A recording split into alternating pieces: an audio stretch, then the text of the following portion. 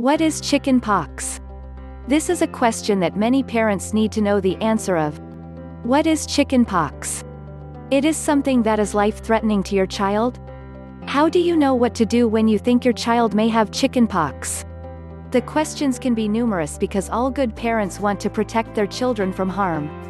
Chicken pox is a common, but very contagious disease. Usually this disease affects children, but adult cases do happen and are then known as shingles.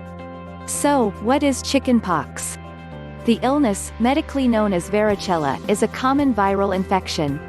When your child catches this illness, it causes a rash on the skin. Chicken pox occurs mostly in winter and spring, but can happen any time of the year. Because it is so contagious, children often pass it from child to child during the school year. Again, though, it is a year-round illness. Chicken pox is a common illness. In fact, it is so common that 90% of all people in the world will experience chicken pox at some time during their lives. That is, unless they receive the vaccine.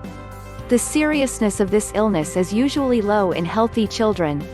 But chicken pox can cause serious illness in children with weakened immune systems, pregnant women, newborns, and in people older than 15 years. The good thing to know about chicken pox is that if your child does get it in their elementary years, it is likely to be mild. Once a full course of the illness is run in a person's body, the chances of ever getting it again are low. But there are some cases, called breakthrough infection cases, in which a mild form of the illness reoccurs. If you suspect that you or a child you know may have chicken pox, you will need to see a doctor to confirm that it is chicken pox. In order to keep it from spreading to unexposed adults or others at risk for the serious forms of chicken pox, contact with those individuals needs to be minimal. Proper hand washing and sanitizing may help.